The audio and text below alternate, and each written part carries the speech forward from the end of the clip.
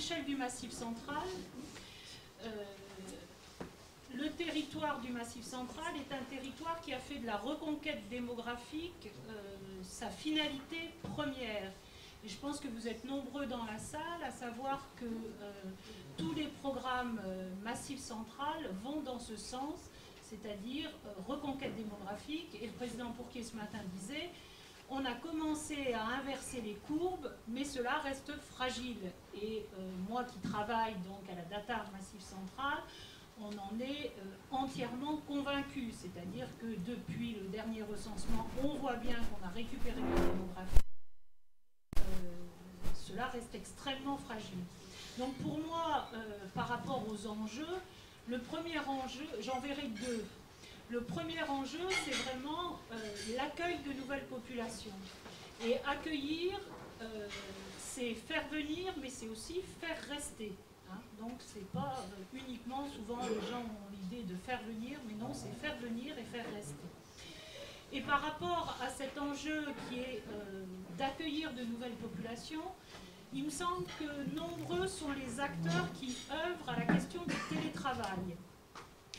Alors on a d'abord tous les territoires que je qualifierais de proximité, c'est-à-dire les communautés de communes, les pays qui souhaitent pouvoir accueillir des télétravailleurs et qui investissent dans des télécentres ou dans des lieux pouvant accueillir des télétravailleurs. J'ai bien retenu ce matin de l'intervention de Madame Turbet-Sweetens qu'il n'y avait pas que les télécentres, qu'il y avait d'autres lieux.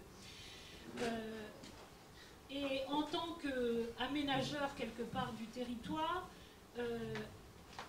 investir dans un télécentre ou un lieu d'accueil, c'est bien, mais il nous semble en tout cas que le télétravail est un levier pour une vraie politique d'accueil et qu'au-delà du seul investissement dans un lieu d'accueil, il y a toute la réflexion concernant la construction d'offres qualifiées. Je pense que les agents de développement dans la salle doivent trouver qu'on emploie souvent ce terme-là, mais c'est travailler l'ensemble des conditions d'accueil d'une nouvelle population et notamment tout ce qui est autour des services à la population et puis de l'habitabilité du territoire. Donc, premier acteur qui travaille sur cette question, les territoires de proximité. Deuxième acteur, on a de nombreuses collectivités territoriales qui s'engagent sur cette question du télétravail en Massif central. Et je pense que ça va être le binôme Damien Lebré et Pascal Rassa de Citica qui vont évoquer l'étude action portée par Maceo, étude action qui a été faite en lien avec 6 collectivités territoriales, 4 conseils généraux et 2 conseils régionaux qui réfléchissent, mettent en place des expérimentations pour favoriser le télétravail des personnels de leur collectivité territoriale. Troisième acteur qui travaille sur cette question de télétravail, c'est le monde de l'entreprise. Et là, on a bien entendu ce matin qu'il y avait encore un travail de sensibilisation important à faire. On a une étude tout à fait récente qui va être présentée par Hélène Ribaudot de Cybermassif, qui a travaillé dans le cadre d'un programme qui s'appelle Vertical. Vous avez un kakémono au fond de la salle qui présente ce programme Vertical et qui a enquêté des entreprises du Massif central sur la question du télétravail. Il ressort qu'en Massif central, il y a plus d'entreprises, un pourcentage plus important d'entreprises qui pratiquent déjà le télétravail que sur l'ensemble du territoire national. Enfin, Hélène me confirmera, mais j'ai retenu 7% au niveau national, 18% au Massif central. Voilà. Et puis, il y a un quatrième acteur qui travaille ou qui va, j'allais dire, travailler encore plus sur la question du télétravail, c'est l'État.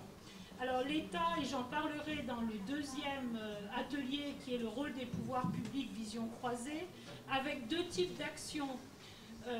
La première action, c'est les infrastructures. On a beaucoup ce matin évoqué infrastructure numérique et télétravail. Et en Massif central, il reste encore beaucoup de choses à faire. Le CNM, donc le Conseil national de la montagne, se réunit prochainement le 17 novembre. Cette réunion est très attendue. Le CNM, c'est au niveau national l'équivalent des comités de massif au niveau d'un massif de montagne. Et deux focales pendant ce CNM, dont une concernera la question du très haut débit. Et donc en Massif central à l'heure actuelle, on est en train de réfléchir à une contribution de la commission permanente de comité de massif sur la question du très haut débit. Et puis au prochain atelier, je vous parlerai des projets pilotes dans le cadre de la fonction publique d'État en Massif central. Le deuxième enjeu, premier enjeu, accueillir de nouvelles populations. Le deuxième enjeu, j'allais dire, c'est l'inverse, c'est-à-dire que le territoire du Massif central, c'est un territoire où on a un certain nombre de compétences présentes sur le territoire. Madame Turbet-Souetens, là on a parlé ce matin, mais on a aussi des compétences manquantes. Et quand le territoire est un territoire de projet, il peut être confronté à un manque de compétences. Et plutôt que de bloquer le projet parce qu'on manque de compétences, eh ben on peut peut-être aller chercher ailleurs ces compétences. Et ces compétences, elles peuvent être apportées par des télétravailleurs. Et donc pour moi, le deuxième enjeu du télétravail, c'est la montée en compétences de nos territoires sur le Massif central. Donc premier enjeu, accueillir, avec énormément d'acteurs qui travaillent sur la question du télétravail. Et deuxième enjeu, la montée en compétence des territoires du Massif central. Alors je laisse la parole à Damien et Pascal. Alors je ne sais pas qui démarre. J'allais dire, j'ai situé mon intervention vraiment dans le cadre du Massif central. Un dernier point, le Massif central, c'est loin d'être une île et il existe d'autres territoires en France qui travaillent sur cette question du Massif central, qui peuvent se nourrir des expériences qu'on mène en Massif central, mais qui peuvent aussi nous enrichir. Et donc on aura un témoignage de Annie Faketi sur l'expérience avec Ariège Expansion. C'est Pascal. Bonjour. Donc, je m'appelle Pascal Rassa, je me présente rapidement. Je suis gérant d'une société qui s'appelle Citica, qui est installée sur Toulouse, qui travaille sur du conseil autour des technologies de l'information et de la communication et qui a une spécialisation sur le télétravail. Je suis aussi auteur de 2 ouvrages qui sont parus en début d'année sur le télétravail, méthodologie d'introduction du télétravail dans les organisations publiques, on en a beaucoup parlé ce matin, et aménager votre territoire par le télétravail et les téléactivités qui sont parus aux éditions territoriales en début d'année. Juste une petite page publicitaire, très rapide. Donc je vais vous présenter en fait le cabinet Citica avec un autre cabinet qui s'appelle Consultic. On a été retenu donc par Maceo sur la réalisation de cette étude dont parlait Odile Stefanini sur le développement du télétravail sur la zone Massif central. Et c'est cette étude que je vais vous présenter si la présentation, si le peut marcher. Si, c'est bon. Donc l'étude, comme disait Odile Stefanini, a été commandée par 6 territoires. Il y avait 2 régions, donc Midi-Pyrénées, Auvergne, et 4 départements qui étaient en fait les conseils généraux du Cantal, de l'Hérault, du Lot, et le SMICA Aveyron. Le SMICA Aveyron, c'est le syndicat mixte d'informatisation des communes aveyronnaises qui regroupe, je crois, à peu près 80-90%, me semble-t-il, des communes. Et donc toutes ces collectivités étaient intéressées pour à la fois avoir un diagnostic et aussi réfléchir à des scénarios. Donc c'est ce qu'on a fait sur une période d'environ d'1 an et demi. On a commencé l'étude à partir d'avril 2010. D'avril à juillet, on a réalisé un diagnostic, en gros, qu'est-ce qui existe aujourd'hui sur la zone Massif central. D'août à décembre 2010, on a fait des propositions de scénarios. Ces propositions ont été présentées aux élus des différentes collectivités. Et les élus se sont prononcés sur des expérimentations et sur des projets pilotes qu'ils souhaitaient voir mettre en œuvre. Et puis de janvier à août 2011, on est parti sur une expérimentation pilote. Donc l'idée de ça, on vous le présentera tout à l'heure, mais c'est de réfléchir en fait sur un territoire spécifique, en l'occurrence le triangle Aurillac-Figeac de Cazeville, à cheval sur 3 départements qui participaient à l'étude. Comment sur ce territoire-là on peut mettre en œuvre une forme de méthodologie qui à la fois permette de réunir tous les acteurs du territoire et de réfléchir à des vraies problématiques locales impactées de manière possible par le télétravail. Donc le champ de l'étude, c'était le télétravail salarié. Alors là, bon, je ne vais pas rentrer dans les détails, hein. Réalisé de manière pendulaire, c'est-à-dire à temps partiel entre le domicile ou un autre tiers-lieu et le bureau, dans les secteurs publics et privés. On a analysé aussi le télétravail indépendant, exercé par des professionnels du secteur tertiaire, enfin d'autres secteurs d'activité d'ailleurs, généralement depuis leur domicile, et puis également les téléactivités en appui de cette stratégie. Et comme le disait Odile Stefanini, l'idée c'était de répondre en fait aux objectifs prioritaires du Massif central, donc accueil de nouvelles populations, la création de richesses et l'accessibilité du territoire. Donc au niveau de la mise en œuvre de l'étude, pendant un an et demi, on a eu beaucoup de concertations, on a eu une soixantaine d'entretiens individuels qui portaient aussi bien avec des entreprises, petites ou grosses, plutôt des grosses entreprises a priori, avec des organismes consulaires, des administrations, des syndicats, des entreprises, des regroupements d'entreprises, donc ça a été relativement varié. On a organisé 6 réunions de débat sur les villes qui étaient concernées par l'étude, donc Aurillac, Cahors, Clermont, Montpellier, Rodez et Toulouse. Ces 6 réunions ont réuni plus de 100 acteurs économiques, donc des acteurs de tous les secteurs d'activité, des personnes qui étaient a priori intéressées par le télétravail.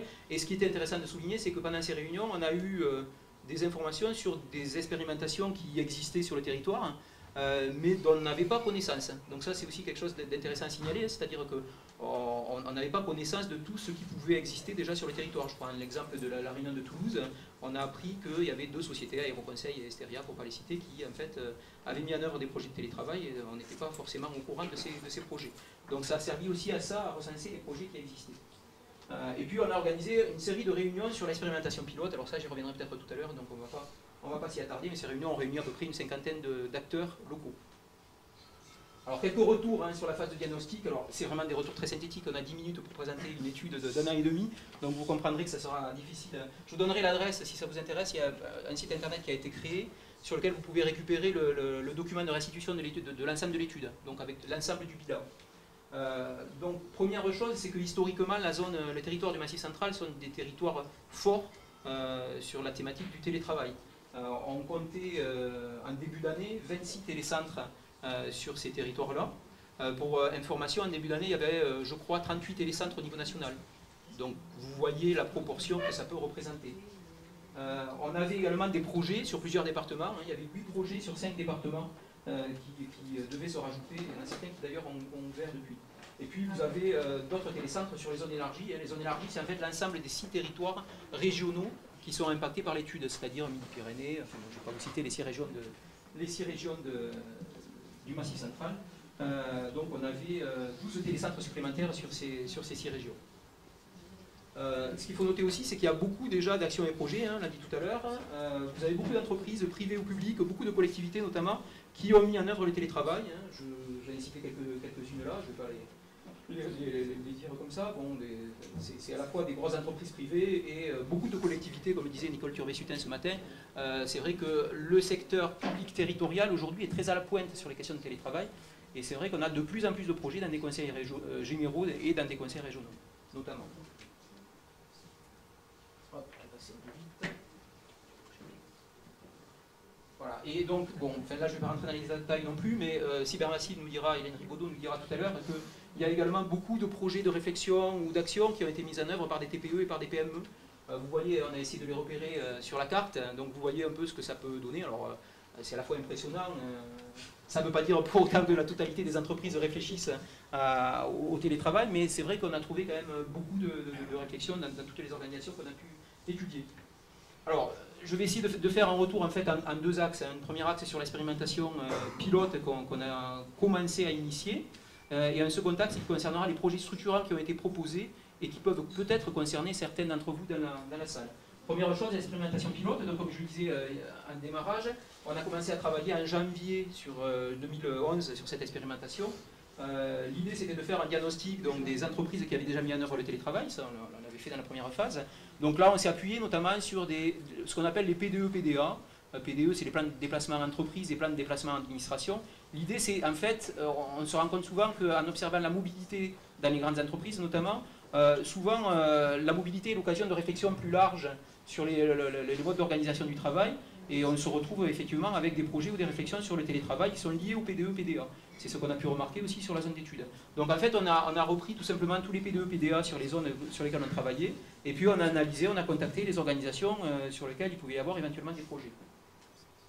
Ensuite, on a fait une analyse des flux domicile-travail, c'est-à-dire qu'on a récupéré les chiffres INSEE 2007, c'était les derniers chiffres qui étaient disponibles du recensement, et dans les chiffres INSEE, il y a des informations très très intéressantes sur le lieu de résidence des salariés et sur le lieu de travail. Donc on a fait en fait une cartographie, on verra un exemple tout à l'heure, il y en a plusieurs qui ont été réalisés pour chacun des 6 territoires. On a essayé d'étudier quels étaient ces flux. Alors on a compté dans ces flux des flux intra-départementaux, c'est-à-dire des flux entre 2 villes du même département, des flux interdépartementaux, c'est-à-dire entre 2 villes d'un département à un autre département, et puis ce qu'on a appelé les flux atypiques. C'est quoi des flux atypiques? On en verra un exemple tout à l'heure, c'est en fait des flux où des chiffres INSEE où vous avez des salariés qui sont déclarés résider sur le département, mais travailler sur un département qui est très lointain. Par exemple, quelqu'un qui travaille, je sais pas, qui réside sur Aumont-Aubrac et qui va travailler sur Paris. Voilà. Et on s'est rendu compte, de manière assez étonnante, mais bon, on s'en doutait un peu quand même, qu'il y a beaucoup de salariés, en fait, qui, même dans des toutes petites villes, même dans des petites communes, qui avaient ces situations de travail atypiques. Et que ça pouvait constituer un potentiel, un vivier pour trouver des télétravailleurs. On a analysé les téléactivités et les téléservices, on a analysé aussi toutes les structures d'appui possibles. Je ne vais pas rentrer dans les détails, mais en gros, c'est ce qui s'est dit ce matin. C'est-à-dire, on a parlé beaucoup des RSP, les relais de services publics, on n'a pas évoqué peut-être les cyberbases, les espaces publics numériques, les maisons des services publics. Enfin, il y a tout un tas de structures comme ça qui existent aujourd'hui au niveau des territoires et qui pourraient potentiellement accueillir des télétravailleurs sans frais financiers très importants. Et l'idée de l'étude, c'était ça aussi, c'était d'analyser ce qui est possible à coût zéro ou à coût marginal. Voilà. C'est-à-dire de ne pas lancer d'investissements supplémentaires, mais de s'appuyer sur des structures qui existent déjà.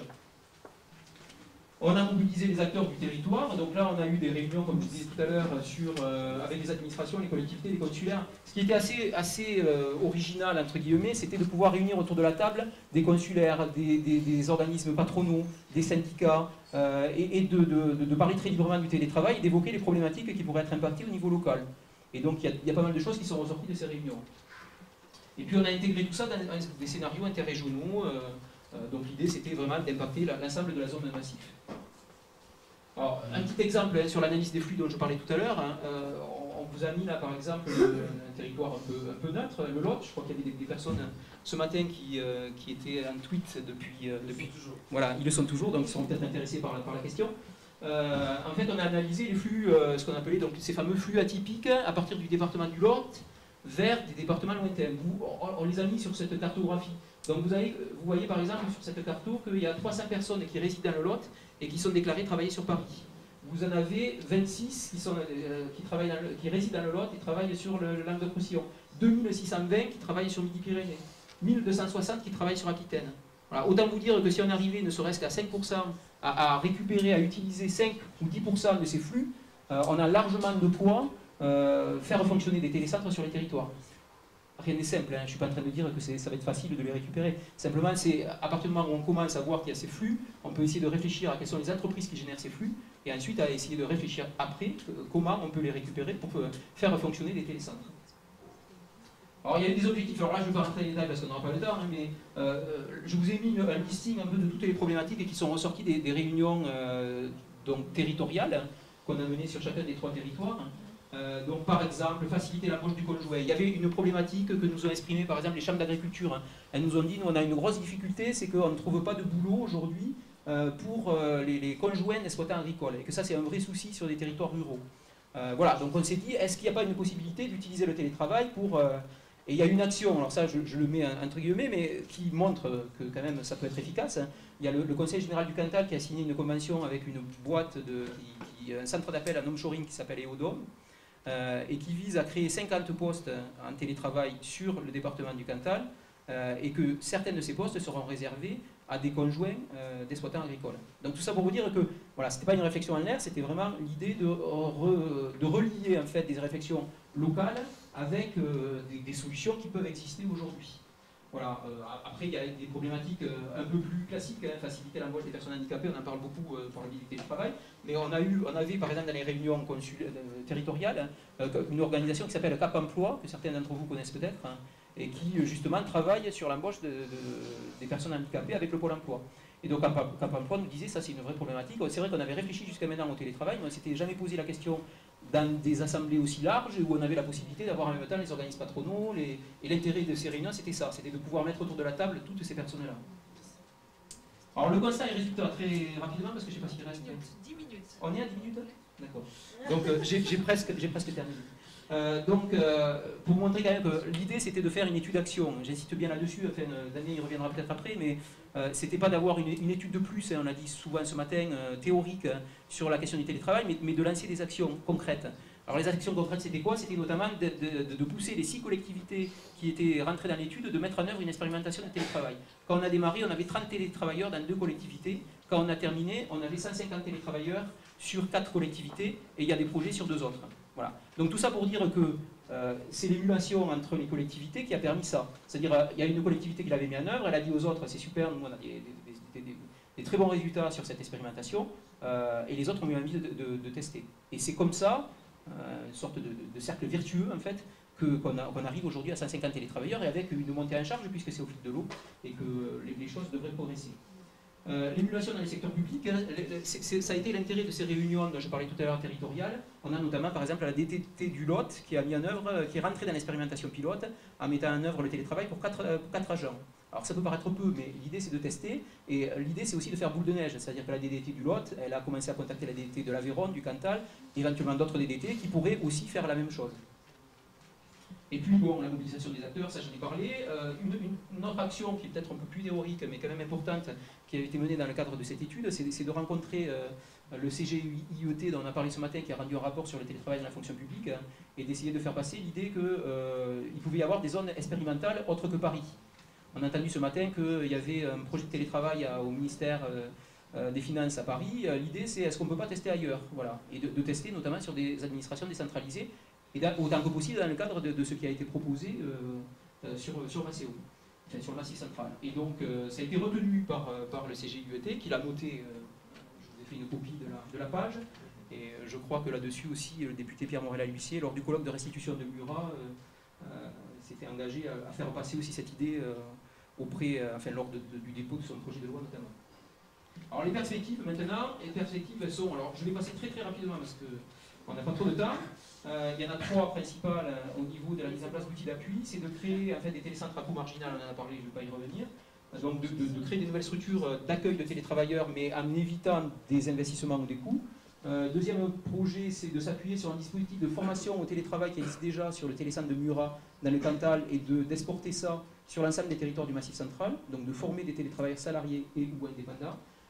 Et dernier projet, c'est d'organiser ce qu'on appelait un pool de téléservices en réseau. En gros, on constate qu'il y a beaucoup de télétravailleurs indépendants sur les territoires, qui sont graphistes, qui sont traducteurs, et qui n'ont pas forcément une forte visibilité sur ces territoires-là. Donc l'idée, c'est comment on peut les rendre visibles par le biais de, je sais pas, un annuaire, un observatoire, enfin il y a différentes idées qui sont ressorties là-dessus, de structurer un réseau et d'aller peut-être même plus loin, c'est avec les agences de développement économique départementales et régionales, d'aller prospecter des clients potentiels, notamment des regroupements d'entreprises. Alors on a pensé notamment au pôle de compétitivité, qui est présent sur le territoire de Massif central, et aux différents clusters qui peuvent également exister. Bon, ça je ne vais pas avoir le temps de rentrer dans les détails. Je vais conclure juste avec les propositions de projets structurants, c'est comme ça qu'on a appelé ça. Alors il y a 3 projets structurants qui ont été proposés, j'en parle parce que bon, Damien va faire le lien là-dessus et vous expliquer plus précisément. Mais l'idée c'était en fait de dire qu'autour des autoroutes, sur la zone de Massif central, il y a beaucoup d'échanges domicile-travail, bon, tout le monde le sait, hein, c'est une banalité que de dire ça. Est-ce qu'on ne peut pas en profiter pour essayer de monter des projets un peu structurants et un peu mobilisateurs autour des axes autoroutiers du massif? Donc il y a 3 axes actuellement sur le Massif central, il y a la 20, la 89 et la 75, celui qui vous concerne peut-être plus particulièrement, mais bon, soit peu, c'est la 75. L'idée c'était de monter des groupes de travail autour de chacun de ces axes, et donc d'initier des actions grâce à ces groupes de travail. Voilà, je vais en conclure là, c'est Damien qui va prendre la suite. Juste un petit mot, il y a un site internet qui a été créé pour restituer les résultats de l'étude, donc c'est télétravail-massif-central.com. Damien vous expliquera ce qu'on peut en faire après, mais vous y trouverez aussi tous les documents de restitution avec notamment le bilan complet de l'étude, et tout ce qu'on n'a pas pu dire aujourd'hui, mais qui apparaît dans les documents en fait, de restitution. Voilà.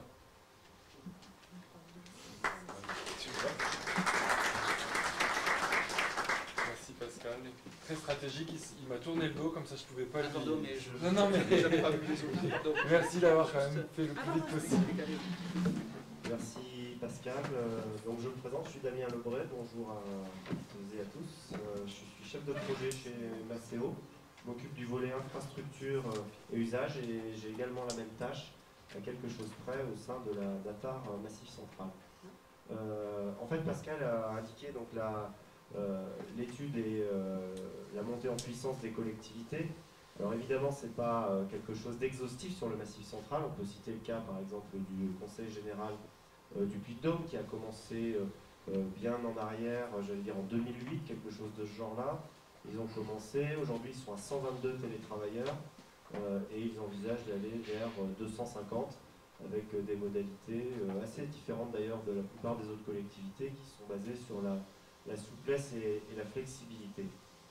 Une fois qu'on a dit ça, en fait on s'est rendu compte au début de l'étude, donc à la phase analytique, Pascal l'a indiqué, on avait interrogé un certain nombre d'acteurs publics et privés, qu'il y avait quand même une relative méconnaissance du sujet et des différentes formes que pouvait prendre le télétravail. Donc assez rapidement on s'est dit c'est très bien de faire une étude, action, j'insiste, le but c'était que derrière il puisse y avoir des opérations concrètes et il y en a eu et elles continuent. Mais dans la mesure où les gens ne vont pas comprendre forcément dans les détails ce qu'on va leur proposer de faire, ça va être assez limité. Donc on a décidé de réaliser un film documentaire, j'insiste, c'est documentaire, c'est pas du tout de la science-fiction ou de la fiction. On n'a pas payé les gens pour qu'ils nous disent ce que vous allez entendre. Ils l'ont fait de leur plein gré et qui donne une photographie en fait de ce qu'est le télétravail en France, tant du point de vue des employeurs, qu'ils soient publics ou privés, des télétravailleurs également la même chose, mais aussi des acteurs intermédiaires que sont les DRH, les chefs de service et aussi les syndicats qui ont une place tout à fait intéressante à jouer et qui font partie du spectre aussi. Donc je vais vous en présenter 6 minutes, il dure 32 minutes ce film. Il est en fait libre de droit, ce qui veut dire que vous pouvez l'utiliser gratuitement dans des assemblées publiques, le diffuser. Il est également accessible sur le site qu'a mentionné Pascal. Et j'ai cru comprendre que si vous êtes de bons élèves, on vous le remettra à la fin de la journée, donc en cadeau de départ, on peut ainsi dire. Donc je pense qu'on va peut-être le lancer. Si ça arrive. Effectivement, n'oubliez pas de demander le film qui vous sera donné à la sortie tout à l'heure. Tous le disent, dans le privé comme dans le secteur public, mettre en place le télétravail, c'est affronter des résistances. Dans un premier temps, il nous a présenté le projet et je l'ai imaginé restant chez lui et s'ennuyant et je me suis dit ça va pas être un bon moyen de le garder à terme. Et donc quand il m'a fait une première demande, je lui ai fait ce retour que ça m'inquiétait de savoir comment ça se passerait ensuite. Les chefs de service disent que c'est pas possible, qu'il y a besoin, enfin ils donnent pas leur feu vert, quoi. Parce qu'il y avait beaucoup de questions justement qui tournaient autour de comment on va faire pour s'organiser, comment la contacter, est-ce qu'elle est joignable tout le temps, donc c'est beaucoup de comment s'assure-t-on qu'elle travaille. Pour le manager, c'est quand même confortable d'avoir son équipe sous la main, de visu, encore une fois pour contrôler. Et lorsqu'au début on a lancé cet appel à candidature, les agents se sont intéressés de près à cet aspect-là. Certains managers ont pu se sentir un peu réticents. Si vous voulez, ça fait repenser un peu toute l'organisation du travail, donc ça peut être très dérangeant. La crainte des managers, perdre leur autorité sur des collaborateurs qu'ils voient moins au quotidien, mais aussi voir baisser la qualité du travail effectué. Cette question de la qualité et de la productivité du travail est récurrente. Toutes les organisations qui emploient des télétravailleurs se la sont posées. C'est le cas de la société Steria à Toulouse.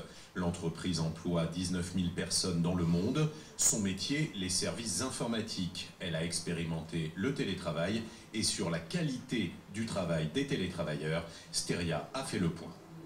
Ça améliore, à mon avis, la performance globale du travail. C'est-à-dire qu'on a des collaborateurs qui ont moins de temps de trajet, donc ils sont plus reposés, et surtout qui peuvent s'isoler par rapport à leur environnement de travail sur des tâches qui sont plus spécifiques, et sur lesquelles on a, je dirais, plus de travail en solitaire à produire.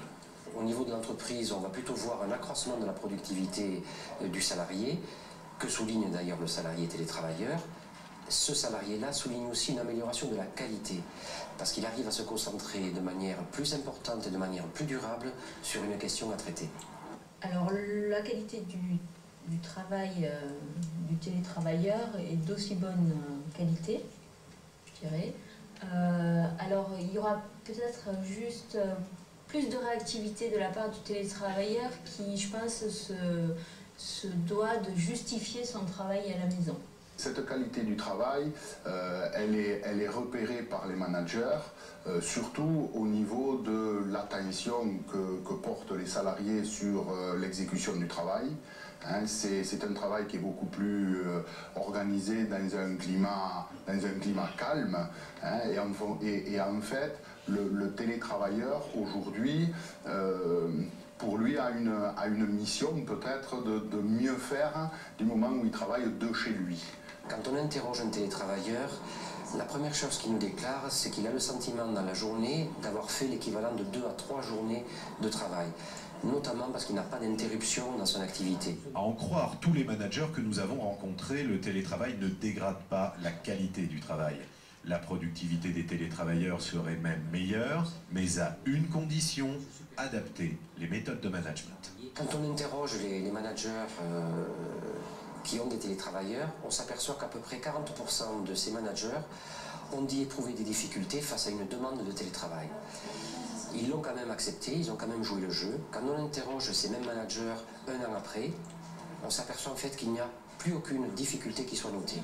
Donc on sent que c'est difficile de rentrer dans le télétravail parce qu'on se dit, n'ayant pas la personne sous la main, je ne vais pas pouvoir avoir autant d'échanges, je ne vais pas pouvoir contrôler la qualité de son travail, mais on s'aperçoit dans les faits qu'une fois que cela est accepté, en fait ça se passe très très bien et les managers en sont satisfaits et n'ont plus aucune problématique aucune difficulté vis-à-vis de ce télétravail. Il s'est avéré qu'il fallait être très très clair dans la tâche qui était demandée, hein, qu'il fallait donner des objectifs clairs, précis, et puis bien entendu ne pas laisser le télétravailleur tout seul, même pendant les 2 jours, faire des points réguliers, pour pas qu'il ait le sentiment que pendant les 2 jours au télétravail, il est complètement coupé de l'équipe de collègues qui est ici. Le préalable, c'est de planifier et de se mettre d'accord, encadrant l'agence sur ce qui doit être fait, et en retour, d'évaluer ce qui a été fait, pour réajuster et pour que le télétravailleur parte avec une fiche de route bien précise et que le manager soit sûr des tâches qui vont être effectuées au domicile. Je pense qu'au début, c'est surtout sur le contrat de confiance. C'est-à-dire qu'il faut vraiment que, par rapport au télétravail, on établisse un nouveau contrat de confiance par rapport aux collaborateurs. Dans la culture française, on aime bien avoir les collaborateurs autour, sur les projets. Je pense que dans la culture anglo-saxonne, ce contrat de confiance est plus naturel. C'est-à-dire qu'on a des endroits où le télétravail est plus naturel dans d'autres pays. Et nous, c'est une première qu'on a initialisée en France. Et je pense qu'aujourd'hui, toutes les craintes qu'on pouvait avoir, aujourd'hui, n'ont pas lieu d'être. Est-ce que vous souhaiteriez revenir en arrière, finalement, suspendre cette expérience? Moi, non. On va peut-être en rester là. Question timing. Donc, en fait, on voit bien à travers les échanges enfin, les réactions des gens qui ont été interrogés, que l'on est loin de l'image d'Épinal que l'on peut se faire sur le sujet. Il y a beaucoup de travail encore à faire, hein, de dissémination, d'information, de sensibilisation. Au-delà même, et c'était sous-tendu par Nicole Turbus-Fettens ce matin, on sait que la relation de travail au sein des entreprises et des organisations a tendance à se dégrader, en fait, en France. Le télétravail trouve à peu près l'inverse de ce qu'on pouvait craindre, c'est-à-dire qu'en fait, comme on est tenu par des outils d'échanger, et bien en fait, il tend à renouer parfois une relation qui s'était distendue, et de toute façon, elle est nécessaire dans le cadre du télétravail entre encadrants et les personnels encadrants et puis les autres salariés ou agents. Donc ça, c'est à réfléchir, hein, parce que l'efficacité des salariés, elle se situe aussi à ce niveau-là, parce que l'on peut mesurer à travers des indicateurs d'absentéisme, de maladie. Je peux vous faire, puisque Nicole ne l'a pas fait, l'article sur le fait que l'on est les premiers consommateurs d'antidépresseurs, sinon en Europe, peut-être bien même dans le monde. Ça a aussi des incidences sur le fonctionnement des organisations, qu'elles soient publiques ou privées, et surtout le bien-être des individus qui travaillent. Donc là, on est quand même un petit peu à contre-pied de l'idée générale sur le sujet. Enfin, ce que je souhaitais indiquer en lien avec l'étude que l'on a portée, c'est que les propositions qui ont été faites de travailler, donc étudier, j'entends, sur un triangle interdépartemental, hein, dans le Lot, l'Aveyron et le Cantal, ce principe est acquis pour, c'est-à-dire enclencher cette expérimentation. Les modalités sont en discussion. Et on sent bien que sur un territoire, c'est le cas en tout cas sur celui-là, entre Decazeville, Figeac et Aurillac, que ce sont les acteurs publics et privés du territoire qui réagissent à la proposition en disant oui, ça n'a vraiment pas de sens d'aller travailler à l'autre bout, est-ce qu'on ne pourrait pas mettre un lieu, un tiers-lieu peut-être, qui est quelque chose d'un peu plus large comme définition que le télécentre lui-même, donc centre de coworking ou autre, qui permettrait d'améliorer les temps de transport et donc aussi la sérénité et donc l'efficacité au final. Enfin, je souhaite évoquer deux petites remarques qui sont toutes simples.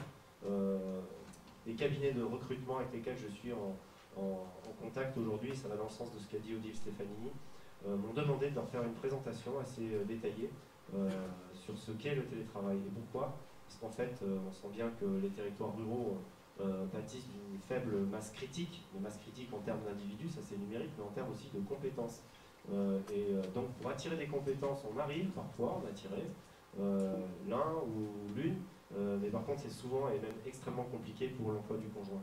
Et eux nous disent, enfin ces gens-là me disent, on veut cette présentation parce qu'on veut étudier dans quelle mesure on pourrait offrir un emploi au conjoint ou à la conjointe qui pourrait être dématérialisable, donc télétravaillable. Donc là on est bien vers en fait l'apport de richesse au sens premier pour les territoires. Et puis enfin, le dernier point que je souhaitais évoluer, je suis vraiment assis de toutes parts, c'est l'émergence de sociétés nouvelles dans leur modèle. Pascal Larrassal l'a dit, ou l'a effleuré, telle Eodome, mais il en existe une autre par exemple en France qui s'appelle EasyCare, où le modèle est un peu moins instable, j'allais dire, du côté du salarié, où l'entreprise est un peu une entreprise hors les murs. C'est-à-dire qu'elle n'a pas de bâtiment véritable, en tant que tel, peut-être un petit bureau commercial, mais EasyCare, dans le cas d'EasyCare, tu m'arrêtes si je dis une ânerie, mais on est à 250 salariés qui travaillent chez eux. Donc, c'est bien ça. Et donc, c'est aussi peut-être une option à envisager très clairement pour les territoires ruraux, pour des gens qui ont envie de coupler une activité avec leur vie privée.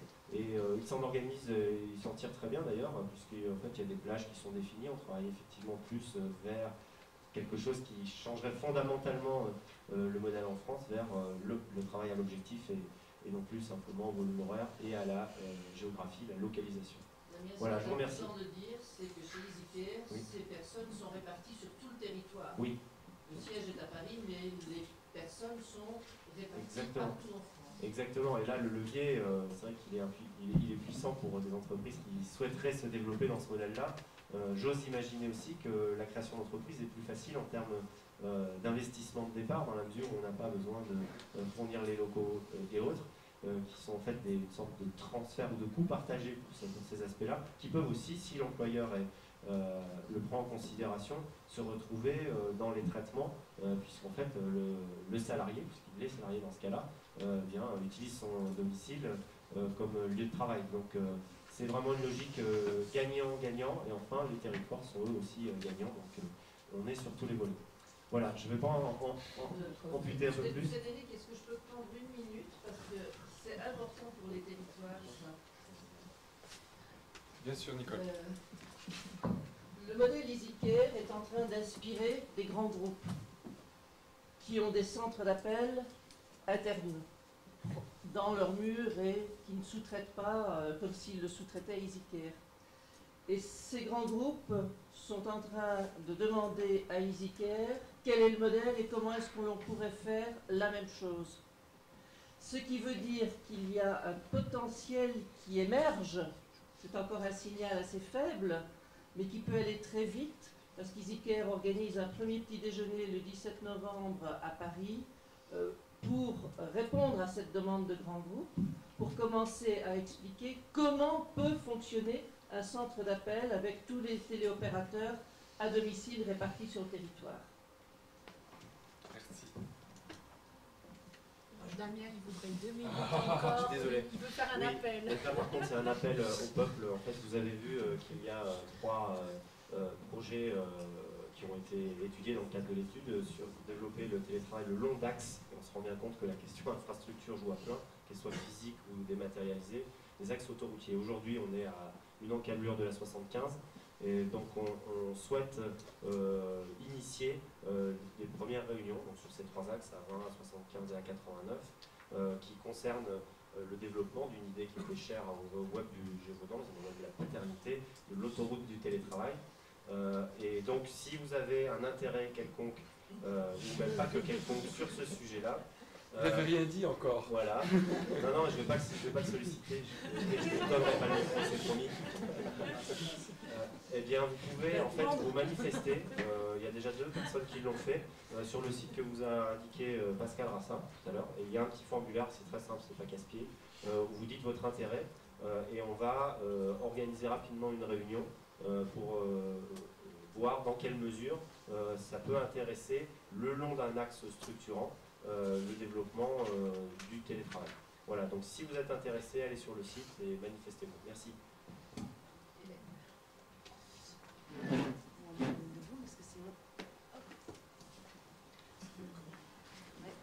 Bonjour, donc Hélène Ribaudot, je suis responsable du réseau Cybermassif. Donc très brièvement, le réseau Cybermassif, c'est un réseau de centres de ressources dédiés aux technologies de l'information et de la communication sur l'ensemble du Massif central, donc Pollen en fait partie. Et dans le cadre de Cybermassif, nous avons monté un programme soutenu par la Convention Massif, donc verticale, qui a pour objectif d'accompagner les entreprises sur des thématiques TIC et développement durable, et donc on a intégré le volet télétravail. Donc à l'occasion de ce programme vertical, nous avions une enquête à faire sur le développement durable et le télétravail, pardon.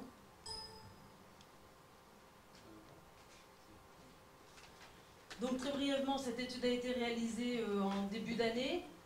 Donc l'objectif, c'était d'étudier les conditions de mise en œuvre du télétravail, des téléactivités, de la dématérialisation des données dans le cadre du développement durable sur le Massif central. Je passe vite parce qu'on a 10 minutes. Même plus. Donc la typologie des entreprises interviewées, c'était des entreprises de 10 à 149 salariés avec une moyenne de 21 salariés. On avait constitué un panel de 3000 entreprises environ et il y en a 1059 qui ont répondu donc à l'enquête. Donc vous avez en dessous le détail des secteurs d'entreprises qui ont répondu, commerçants, construction et industrie sont les principaux répondeurs à cette enquête.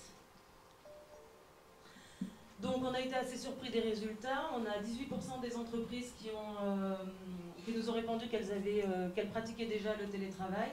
Donc vous voyez en dessous à 57% de manière épisodique et 37% de manière plus régulière. Alors évidemment, je ne vais pas commenter tous les chiffres parce qu'on pourrait y passer beaucoup de temps, mais toute l'enquête est disponible sur le site vertical, donc cybermassif.org/vertical. Les services concernés par ce télétravail, vous voyez qu'en majorité sont le commercial et l'administration. La prise de décision de télétravailler, elle est à 73% à l'initiative de la direction et à 44% à la demande des salariés. Et on remarque que les télétravailleurs sont plus particulièrement des télétravailleurs en déplacement hôtel ou en clientèle, ce qui est relié évidemment aussi à la fonction commerciale, ou chez eux. Alors l'un n'empêche pas l'autre, c'est pour ça que le total ne fait pas 100% mais dépasse. Ça c'est une problématique, hein, puisque sur les entreprises de plus de 50 salariés, il y a 80% des entreprises qui répondent que le juridique n'est pas respecté, c'est-à-dire 27% seulement des entreprises qui ont mis en place des avenants au contrat de travail. Donc ça montre bien qu'il reste un gros effort à faire de notre part sur le juridique et la mise en place du télétravail. Les impacts du télétravail ressentis par les entreprises qui le pratiquent. Donc vous voyez que majoritairement un impact positif sur la flexibilité du temps de travail à 80%, sur la qualité de vie des salariés à 67%, sur la productivité à, de mémoire, 73%. Donc il y a quand même la productivité arrive quand même en troisième position. Donc c'est quand même, ça montre quand même que les entreprises se rendent compte que les salariés travaillent mieux chez eux. Enfin, ou du moins en télétravail. Et en revanche, l'impact négatif, il est pour la cohésion d'équipe le plus important à 16%. Les raisons qui empêcheraient donc le télétravail. Alors voilà les réponses qui nous ont été données. Les métiers de l'entreprise ne s'y prêtent pas, à 76%. Donc là, on a, je pense, beaucoup de travail à faire, de sensibilisation pour les amener à leur prouver qu'au sein de leur organisation, elles ont des possibilités de mettre en place le télétravail. Trop compliqué à 40%. Et 30% des entreprises, la direction d'entreprise ne souhaite pas mettre en place le télétravail. Ce sont des chiffres très récents sur... Alors on a extrapolé un petit peu en se demandant qu'est-ce qu'on pouvait faire pour que les entreprises en fait développent le télétravail. Alors voilà les réponses qui nous ont été données. Beaucoup communiqué en direction des entreprises à 91%. Donc en gros il leur manque beaucoup d'informations sur la mise en place du télétravail, mais ça a été dit depuis ce matin. À 81%, elles demandent des aides financières qui peuvent prendre donc différentes formes. La mise en place aussi à 79% des outils logiciels partagés pour le télétravail. C'est sûr que la mise en place du télétravail est très liée à l'utilisation des technologies de l'information et de la communication. Et donc on sait qu'en Massif Central, on a encore des entreprises qui ont du mal à intégrer les technologies de l'information et de la communication. Donc par répercussion, le travail a encore plus de mal à se mettre en place. Mise en place de séminaires de réflexion et 46% des entreprises ont répondu favorablement à la mise en place et à la création de télécentres spécifiques au télétravail.